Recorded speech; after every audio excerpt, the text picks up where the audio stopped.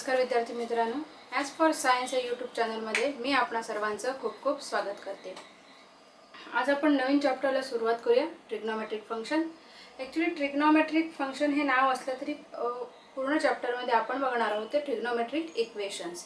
आता trigonometric function तुम्हाला माहिती आहे, तुम्ही 9वी 10वी पासून शिकत आलेला आहात। 11वी मध्ये तुम्ही डिटेल अभ्यास केलेला आहात ट्रिग्नोमेट्रिक फंक्शनचा।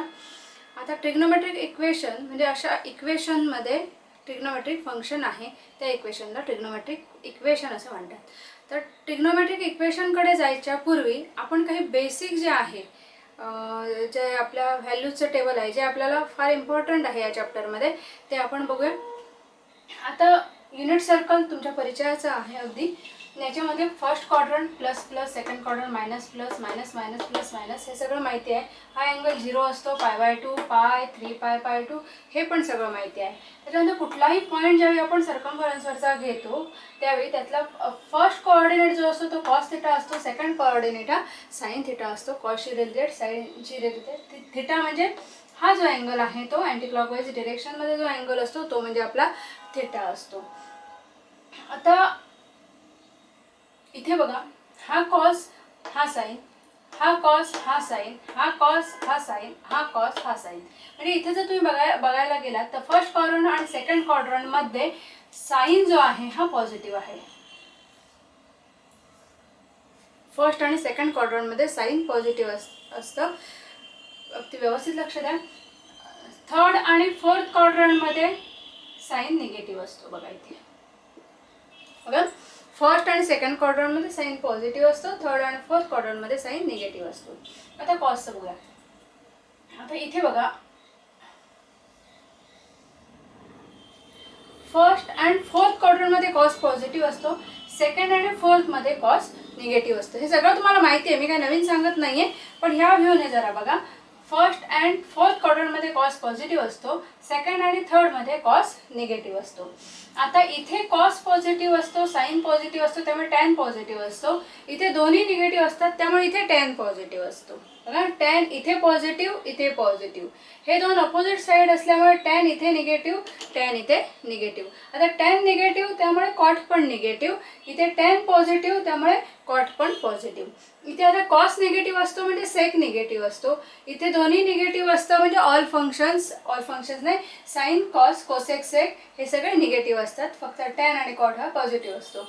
इथे साइन निगेटिव्ह असतो म्हणजे कोसेक निगेटिव्ह असतो। त्याच्यानंतर हे जे टेबल आहे ट्रिग्नोमेट्रिक व्हॅल्यूजचं हे पण तुम्हाला माहिती आहे, एकदा रिवाइज करूया, पुढे जाऊया। की साइन π/6 म्हणजे 30 डिग्री आपला, हा आहे 45 डिग्री, हा आहे 60 डिग्री आणि हा आहे 90 डिग्री। हा 1/2 असतो, 1/2 पासून स्टार्ट करायचं, 1/√2, √3/2 हे सगळं तुम्हाला माहिती आहे। पण हे फक्त पेपरवर असून चालणार नाही, तर या चॅप्टरचा अभ्यास करत असताना हे सगळं तुमच्या डोक्यात असलं पाहिजे आणि ते क्विक रिमाइंड झालं पाहिजे, त्या दृष्टीने तुम्ही बघायचं आहे। आता ह्या चॅप्टरमधला पहिलाच पॉईंट जो आहे तो म्हणजे प्रिन्सिपल सोल्युशन।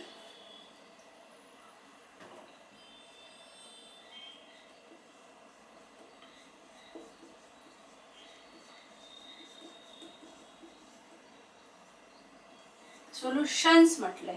आता सोल्युशन्स का म्हटलेलं आहे, प्रिन्सिपल सोल्युशन म्हणजे काय बघा। आता एखादं ट्रिग्नोमेट्रिक फंक्शन तुम्हाला दिलं, sine x is equal to equation, trigonometric equation दिलं, sine x is equal to half, हे ट्रिग्नोमेट्रिक इक्वेशन झालं। याच्यामध्ये हे ट्रिग्नोमेट्रिक फंक्शन आहे, इक्वल टू साइन आहे, तेव्हा हे ट्रिग्नोमेट्रिक इक्वेशन झालं। आता याचं सोल्युशन आपल्याला काढायचं आहे, म्हणजे आपल्याला एक्सच्या व्हॅल्यूज काढायचे आहेत। आता एक्सची एक स्ट्रेट फॉरवर्ड व्हॅल्यू इथे तुम्हाला मिळते π/6, पण तुम्हाला माहिती आहे की सर्कल पूर्ण होत असताना प्रत्येकासाठी ह्या दोन व्हॅल्यू असतात। म्हणजे जर साइन इथे जर असेल 30 डिग्री, तर इथे पण कुठेतरी त्याचा सिमेट्रिक जो पार्ट असतो, म्हणजे ही जी व्हॅल्यू असते 30 डिग्री तीच इथे असते, फक्त निगेटिव्ह फॉर्मॅटमध्ये, आणि तीच इथे असते। म्हणजे मॅग्निट्यूड वाईज जर बघितलं तर हा जो साइनचा कोऑर्डिनेट आहे हा इथे हाफ असतो, इथे पण हाफ असतो, इथे पण हाफ असतो, इथे पण हाफ असतो, हे आपण 11वीला सगळं डिटेलमध्ये बघितलेलं आहे। पण ह्या फर्स्ट क्वाड्रंटमध्ये साईनचा जो कोऑर्डिनेट असणार आहे म्हणजे सेकंड कोऑर्डिनेट असणार आहे हा पॉझिटिव्ह असणार आहे, हा पॉझिटिव्ह असणार आहे. इथे -1/2 मिळेल, इथे -1/2 मिळेल. हे सगळं 11वीला तुम्ही बघितलेलं आहे. म्हणजे sin π/6 = ½ आपल्याला मिळते, जे आपल्याला स्टँडर्ड आहे, ज्या व्हॅल्यूज आपल्या पार्ट आहेत त्यावरून आपल्याला माहिती आहे की sin π/6 पण पॉझिटिव्ह आहे. आणि बाय अलाइड अँगल तर तुम्हाला माहिती आहे की sin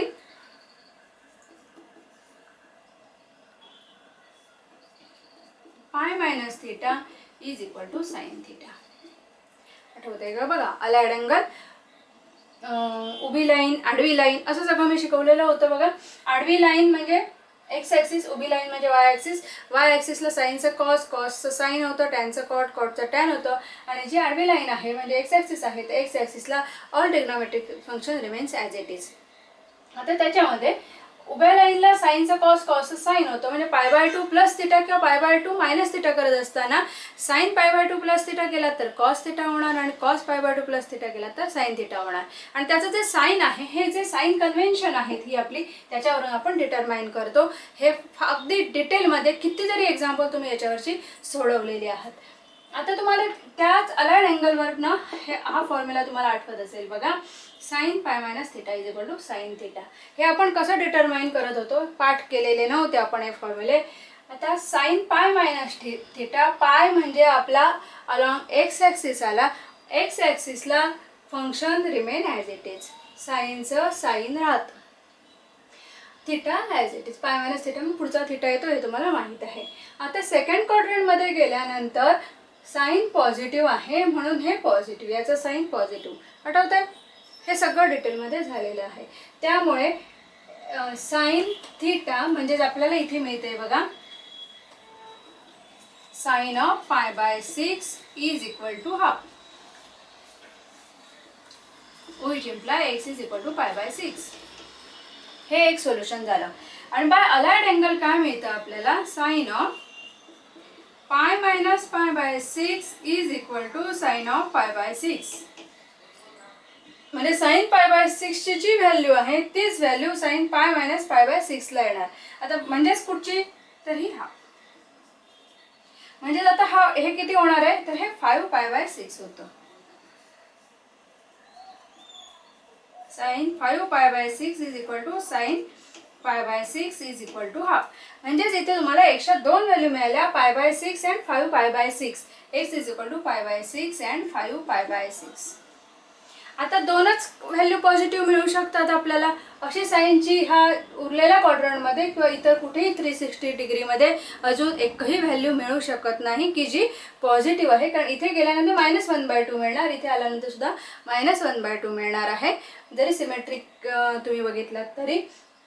त्यामुळे 0 पासून 360 डिग्रीपर्यंत हे इक्वेशन सॅटिस्फाय करणाऱ्या फक्त 2 व्हॅल्यू मिळाल्या. 2 मिळाल्या म्हणून सोल्युशन्स, आणि फक्त 2च मिळतात आणि त्याला म्हणायचं प्रिन्सिपल सोल्युशन. आता लक्षात पुन्हा एकदा त्याची डेफिनेशन सांगते.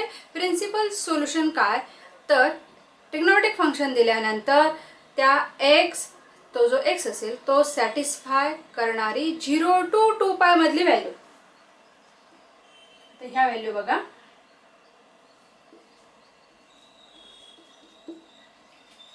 इथून सुरू केल्यानंतर ती जी पर्टिक्युलर व्हॅल्यू आहे 1/2 साईनच्या रिलेटेड, तिथून सुरू केल्यानंतर इथे फिरून येईपर्यंत कुठे कुठे मिळते ते फक्त 2 ठिकाणावर मिळणार. ती 2 ठिकाणं म्हणजे आपलं प्रिन्सिपल सोल्युशन. एकच राऊंड पूर्ण करायचं आहे. प्रिन्सिपल सोल्युशन म्हणजे 0 to 360 डिग्री मधले 2 अँगल शोधायचे. साध्या भाषेत सांगायचं 0 to 2π मधले कुठलेही 2 अँगल शोधायचे आहेत म्हणजेच प्रिन्सिपल सोल्युशन. आता याच्यावरचे आपण एक्झाम्पल्स बघूया. पहिलेच एक्झाम्पल आहे sin θ = 1/√2. ज्यांचा अलाइड अँगल हे कन्सेप्ट अगदी क्लिअर आहे त्यांना हे चॅप्टर फार सोपं जातं. sin θ = 1/√2. आता तुम्हाला माहित आहे साइन, माहिती नसेल तर इथे बघा π/4 = 1/√2 ही व्हॅल्यू आहे. आता आपल्याला असा विचार करायचा आहे की अजून साईन पॉझिटिव्ह कुठे मिळणार आहे, तर फर्स्ट क्वाड्रंटमध्ये आणि सेकंड क्वाड्रंटमध्ये. फर्स्ट क्वाड्रंटमध्ये आपल्याला मिळाला π/4 हा फर्स्ट क्वाड्रंटमध्ये असतो आणि तो आपल्याला मिळालेला आहे. आता साईन अजून कुठे पॉझिटिव्ह मिळणार आहे, तर सेकंड क्वाड्रंटमध्ये मिळणार आहे. सेकंड क्वाड्रंटमध्ये कसं जायचं, तर π/2 प्लस थिटा करून जायचं किंवा π - थिटा करून जायचं. बघा, π/2 प्लस थिटा केल्यानंतर तुम्ही पुढे येणार किंवा π - थिटा केल्यानंतर तुम्ही इथून असं केलात, मायनस थिटा मागे गेलात तरी तुम्ही सेकंड क्वाड्रंटमध्ये जाताय आणि इथून असं आलात तरी तुम्ही सेकंड क्वाड्रंटमध्ये येत आहेत. तुम्ही कुठल्याही मार्गाने जा, काही प्रॉब्लेम येणार नाही. π/2 प्लस थिटा केलात तरी चालेल, π - थिटा केलात तरी चालेल. मी π - थिटा करते. Since sine π - theta is equal to sine theta. हे कुठून मिळत आहे, अलाइड अँगलवरून. Therefore, sin π - π/4 is equal to sin π/4. हे पटतंय.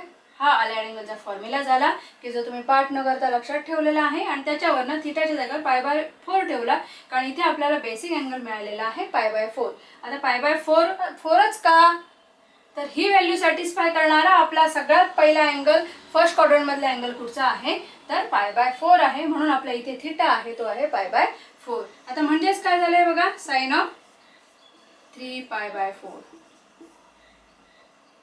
Is equal to sine π/4 is equal to 1/√2. आता ऑब्विसली π - π/4 हा पाय आहे अँगल, -π/4 केलात म्हणजे हा सेकंड क्वाड्रंटमध्ये गेला.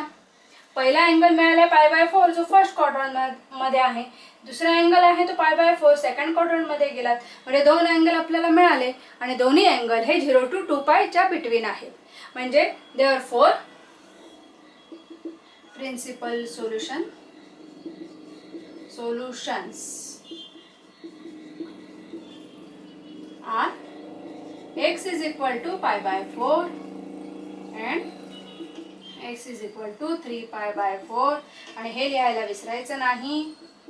0 लेस दॅन π/4, 3π/4 लेस दॅन 2π. ही कंडिशन महत्त्वाची आहे, कारण 0 to 2π मध्ये आहे असं तुम्ही तिथे लिहिताय. आता हेच एक्झाम्पल जे आहे ते आपण निगेटिव्ह घेऊन करूया. Sine theta is equal to -1/√2. कारण पॉझिटिव्ह तुमच्या समोर आहे आता, म्हणून मी लगेच इथे निगेटिव्ह घेते. आता साइन निगेटिव्ह कधी येणार आहे, तर इथे साइन निगेटिव्ह येणार आणि इथे साइन निगेटिव्ह येणार. म्हणजे आपल्याला सेकंड क्वाड्रंटमध्ये आणि थर्ड क्वाड्रंटमध्ये आणि फोर्थ क्वाड्रंटमध्ये जर आपण गेलो तर आपल्याला साइन निगेटिव्ह मिळणार.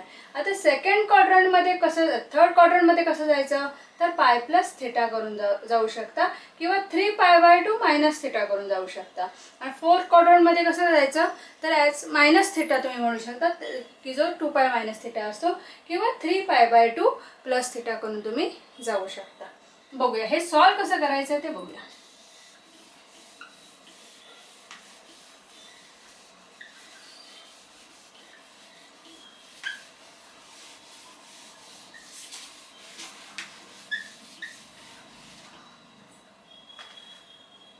इथे आपल्याला मायनस व्हॅल्यू काढायचे. Since sine π/4 is equal to 1/√2. Basic value जी असेल म्हणजे फर्स्ट क्वाड्रंटमधली जी व्हॅल्यू असेल ती सगळ्यात पहिली आपण लिहून घ्यायची आहे. π/4 इज इक्वल टू 1/√2. आता हे निगेटिव्ह आहे, हे निगेटिव्ह केलं मी. निगेटिव्ह केलं म्हणजेच काय केलं, तर -1 मल्टिप्लाय केलं. या बाजूला आपण करूया -sin π/4. आता साइन निगेटिव्ह कधी येणार,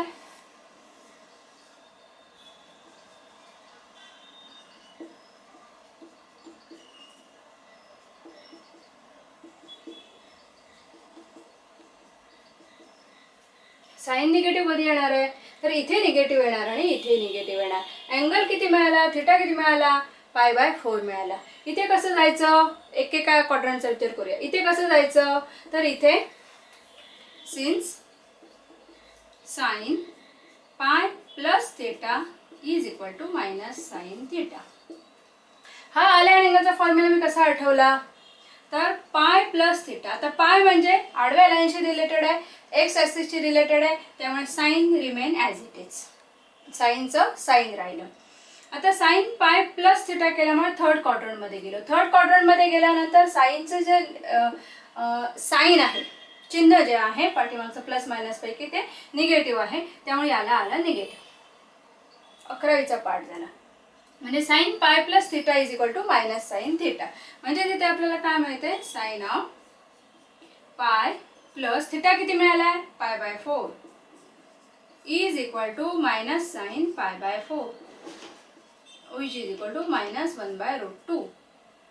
आता साईन पाय प्लस पाय बाय 4 म्हणजेच किती, तर साईन ऑफ 5 पाय which is equal to minus sin pi by 4 which is equal to minus 1/√2. आता अँगल किती मिळाला, 5 पाय बाय 4. 5 पाय बाय 4 म्हणजे तो येणार आहे इथे, इथे कुठेतरी तो अँगल येणार 5 पाय बाय 4 थर्ड क्वाड्रंटमध्ये. हां, इथे निगेटिव्ह होतं म्हणून आपण थर्ड क्वाड्रंटचा एक ट्राय केला. आता दुसरा अँगल कुठे मिळणार आहे, तर फोर्थ क्वाड्रंटमध्ये मिळणार आहे. फोर्थ क्वाड्रंटमध्ये कसं जाणार, तर 2 पाय मायनस थिटा करून तुम्ही जाऊ शकता. Since sine 2 pi minus theta is equal to minus sine theta. पुन्हा तोच रूल, एक्स ॲक्सिस आहे, function remain as it is. 2 pi आहे त्यामुळे एक्स ॲक्सिस आहे, function remain as it is, साईनचं साईनच राहिलं आहे. आणि मायनस साईन कुठून आलं, तर इथून इथे आल्यानंतर इथे कॉस पॉझिटिव्ह असतो, साईन निगेटिव्ह असतो, साईन निगेटिव्ह असतो म्हणून हा निगेटिव्ह. आता बेसिक थिटा किती आपला, पाय by 4. Sine 2 pi minus pi by 4 is equal to minus sine pi by 4. म्हणजे ते किती झालं, sine of 8 minus 7 pi by 4 is equal to minus sine pi by 4 which is equal to minus 1/√2. आता इथे तुम्ही बघा, इथे 5 पाय बाय 4 ही एक व्हॅल्यू मिळाली की ज्याची व्हॅल्यू मायनस 1/√2 आहे, जे आपलं एम होतं मायनस 1/√2. आणि इथे मिळाले 7 pi by 4. Therefore x is equal to 5 pi by 4 and 7 pi by 4 are principal solutions such that 0 strictly less than 5 pi by 4, 7 pi by 4 strictly less than 2 pi. आता हे याच्या बिटवीन असणारच आहे, कारण इथे तुम्ही पाय प्लस करून गेला म्हणजे थर्ड क्वाड्रंटमध्ये हा अँगल आहे, हा अँगल फोर्थ क्वाड्रंटमध्ये आहे, म्हणजे नक्कीच ते 2 पाय पेक्षा लहान आहेत, म्हणून ही आपली प्रिन्सिपल सोल्युशन्स आहेत. अजून एखादं एक्झाम्पल बघूया.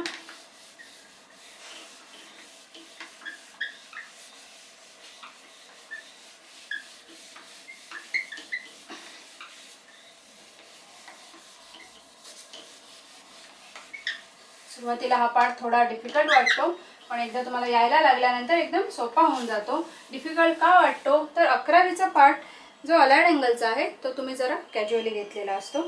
एक्सरसाइजमधलं एक्झाम्पल बघूया.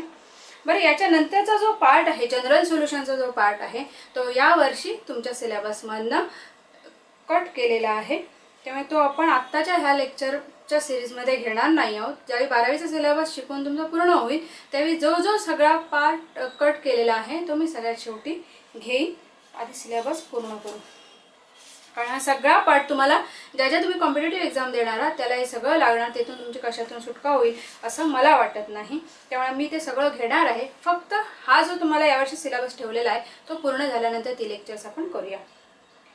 नंतरचं एक एक्झाम्पल आहे एक्सरसाइजमधलं, cos theta is equal to half.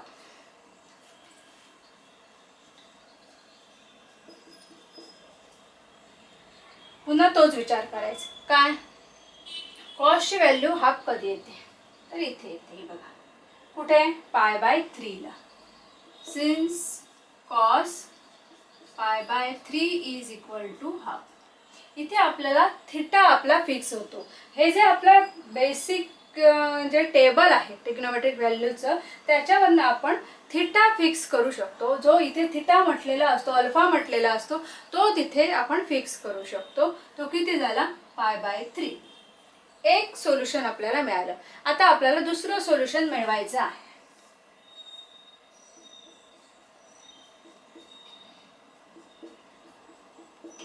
आता आपण कॉसशी रिलेटेड बघतोय. कॉस पॉझिटिव्ह कुठे येणार, तर कॉस म्हणजे फर्स्ट कोऑर्डिनेट जो इथे पॉझिटिव्ह येतो आणि इथे पॉझिटिव्ह येतो. हा बघा, फर्स्ट क्वाड्रंट अँड फोर्थ क्वाड्रंटमध्ये कॉस पॉझिटिव्ह येतो. पैकी फर्स्ट क्वाड्रंटची व्हॅल्यू आपल्याला मिळाली कारण ती आपली पाठ होती. आता फोर्थ क्वाड्रंट आपल्याला काढायला पाहिजे. फोर्थ क्वाड्रंटमध्ये कसं जायचं,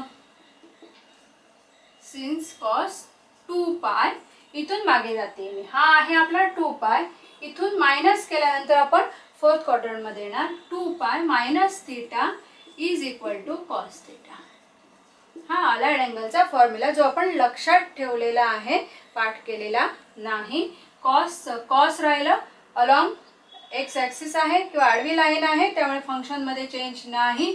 फोर्थ क्वाड्रंटमध्ये आला, फोर्थ क्वाड्रंटमध्ये कॉस पॉझिटिव्ह असतो म्हणून हे साईन एक पॉझिटिव्ह आहे. आपला थीटा किती, तर π/3.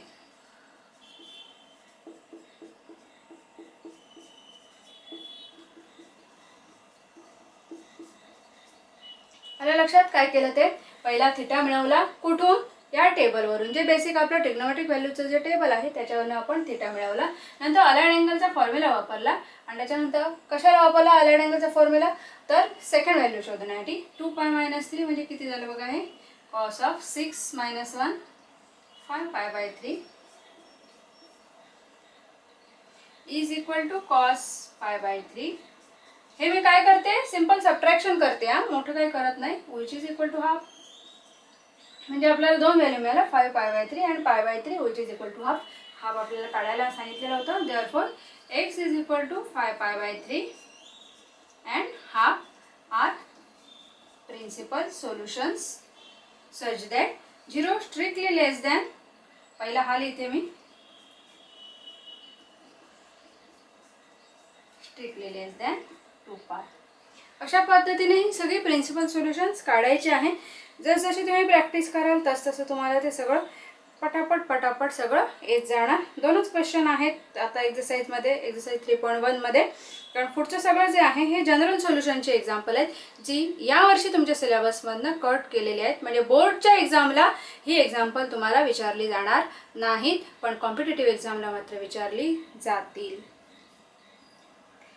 ओके, 2 आहेत, 3 आणि 4, 3, 7 एक्झाम्पल आहेत, सॉल्व एक्झाम्पल आहेत. ते तुम्ही सगळं बघा. सॉल्व एक्झाम्पल पण फार महत्त्वाची असतात, ती पण पेपरला विचारली जाऊ शकतात. त्याच्यामध्ये सुद्धा काहीतरी टिपिकल असे फॉर्म असतात, त्यामुळे सॉल्व एक्झाम्पलसुद्धा करणं तेवढंच महत्त्वाचं आहे. फक्त एक्झरसाइज सोडवायचे नाही, तर सगळं आपल्याला करायचं आहे. ही 2 एक्झाम्पल तुम्ही सोडवा. काही आलं नाही तर मला विचारा. डिस्क्रिप्शन बॉक्समध्ये मी माझा टेलिग्राम ID देते. अभ्यास करा, खूप अभ्यास करा, भरपूर वेळ मिळालेला आहे.